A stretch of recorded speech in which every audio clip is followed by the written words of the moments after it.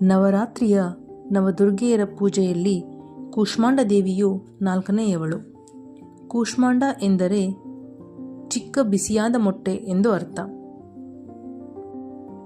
ಈ ರೂಪದಲ್ಲಿ ಬ್ರಹ್ಮಾಂಡದ ಸೃಷ್ಟಿಕರ್ತೆ ಎಂದು ದೇವಿಯನ್ನು ಪೂಜಿಸಲಾಗುತ್ತದೆ. ಈ ರೂಪದಲ್ಲಿ ದೇವಿಯು ಭೂಮಿಯ ಉಗಮ ಹಾಗೂ ಸೂರ್ಯನ ಶಕ್ತಿಯನ್ನು ಇತರ ಸೃಷ್ಟಿಗೆ ಬಿಡುಗಡೆ ಮಾಡುವ ಕಾರ್ಯದಲ್ಲಿ ತೊಡಗಿರುವ ಒಂದು ರೂಪವಾಗಿದೆ. ಕೂಷ್ಮಾಂಡ ದೇವಿಯು 10 ಕೈಗಳನ್ನು ಹೊಂದಿದ್ದು ತ್ರಿಶೂಲ, ಚಕ್ರ, ಕತ್ತಿ, ಕೊಕ್ಕೆ, ಗದೆ, ಬಿಲ್ಲು, ಬಾಣ ಮತ್ತು ಅಮೃತದ 2 ಜಾಡಿಗಳನ್ನು ಹಿಡಿದಿರುವ ರೂಪದಲ್ಲಿ ಅವಳನ್ನು ಚಿತ್ರಿಸಲಾಗಿದೆ ಮತ್ತು ಒಂದು ಕೈಯಲ್ಲಿ ರಕ್ತವನ್ನು ಸಹ ಅವಳು ಹಿಡಿದಿದ್ದಾಳೆ.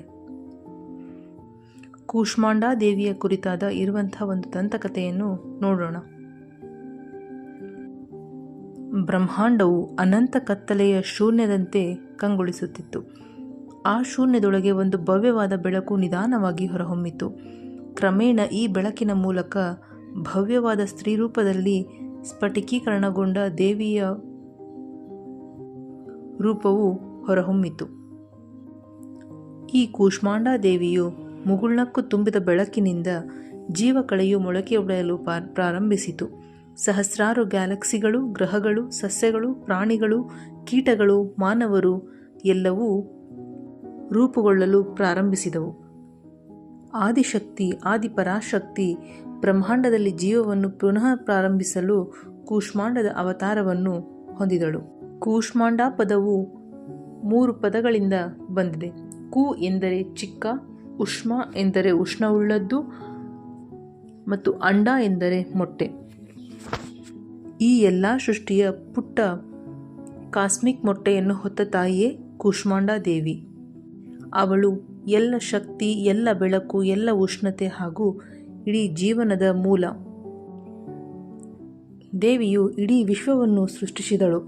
ನಂತರ ತನ್ನ ಶಕ್ತಿಯನ್ನು ಸೂರ್ಯಮಂಡಲದಲ್ಲಿ ನೆಲೆಸಿರುವ ಸೂರ್ಯನಿಗೆ ತುಂಬಿ ವಿಶ್ವಕ್ಕೆ ಬೆಳಕು ಮತ್ತು ಉಷ್ಣತೆಯನ್ನು ಒದಗಿಸಿದಳು. ಅವಳು ಸೂರ್ಯನ ಮಧ್ಯಭಾಗದಲ್ಲಿ ವಾಸಿಸಿ ಭಗವಾನ್ ಸೂರ್ಯನಾರಾಯಣನನ್ನು ನಿರ್ದೇಶಿಸುತ್ತಾಳೆ. ಅವಳ ಪ್ರಕಾಶವೇ ಸೂರ್ಯನನ್ನು ಬೆಳಗಿಸುತ್ತದೆ. ಈ ಕಾರಣದಿಂದಾಗಿ ಕೂಷ್ಮಾಂಡ ಮಾತೆಗೆ ಸೂರ್ಯಮಂಡಲ ಅಂತರ್ವರ್ಧಿನಿ ಎಂದು ಕರೆಯಲಾಗುತ್ತದೆ. ಅವಳು ಆಧ್ಯಾತ್ಮಿಕ ಆಕಾಂಕ್ಷೆಗಳಿಗೆ ಶುದ್ಧೀಕರಣ ಮತ್ತು ತಪಸ್ಸಿನ ದೇವತೆ. ನಮ್ಮ ಎಲ್ಲ ಕಾರ್ಯಗಳನ್ನು ಶುದ್ಧೀಕರಿಸಲು ಉಷ್ಣತೆ ಮತ್ತು ಬೆಳಕನ್ನು ಅವಳು ಸದಾ ನೀಡುತ್ತಿರುತ್ತಾಳೆ. ಅವಳು ವಿಶ್ವವನ್ನು ಸೃಷ್ಟಿಸಿದ ನಂತರ ನಗುತ್ತಲೇ 3 ಮಹಾಶಕ್ತಿಗಳನ್ನು ಸೃಷ್ಟಿಸಿದಳು. ಅವು ಮಹಾಕಾಳಿ, ಮಹಾಲಕ್ಷ್ಮಿ, ಮಹಾಸರಸ್ವತಿ.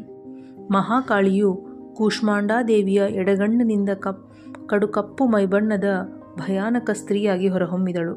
ಅವಳಿಗೆ 10 ಮುಖಗಳು, 10 ಕೈಗಳು, 10 ಪಾದಗಳು ಮತ್ತು ಇತರ ವಿಶಿಷ್ಟ ಲಕ್ಷಣಗಳು ಇದ್ದವು. ಅವಳು ವಿವಿಧ ಆಯುಧಗಳನ್ನು ಹೊಂದಿದ್ದು ಉಗ್ರ ನೋಟವನ್ನು ಹೊಂದಿದ್ದಾಳೆ. ನಂತರ ಮಹಾಲಕ್ಷ್ಮಿಯು ಕೂಷ್ಮಾಂಡ ದೇವಿಯ 3ನೇ ಕಣ್ಣಿನಿಂದ ಕರಗಿದ ಲಾವಾದಂತಹ ಮೈಬಣ್ಣವುಳ್ಳ ದೇವಿ. ಅವಳು 18 ಕೈಗಳನ್ನು ಹೊಂದಿದ್ದು ಕೇಸರಿ ಬಟ್ಟೆಯನ್ನು ಧರಿಸಿದ್ದಾಳೆ. ಆಯುಧಗಳನ್ನು ಹಿಡಿದ ಅವಳು ಯೋಧನ ರೀತಿಯಲ್ಲಿ ಕಂಗೊಳಿಸುತ್ತಾಳೆ. ಮಹಾಸರಸ್ವತಿಯು ಕೂಷ್ಮಾಂಡ ದೇವಿಯ ಬಲಗಣ್ಣಿನಿಂದ ಹಾಲು ಬಿಳಿ ಮೈಬಣ್ಣ ಹೊಂದಿರುವ ಸೌಮ್ಯ ರೂಪದ ದೇವಿಯಾಗಿದ್ದಾಳೆ. ಇವಳು 8 ಕೈಗಳನ್ನು ಹೊಂದಿದ್ದು ಪ್ರಶಾಂತವಾದ ನಗುವನ್ನು ಹೊಂದಿದ್ದಾಳೆ.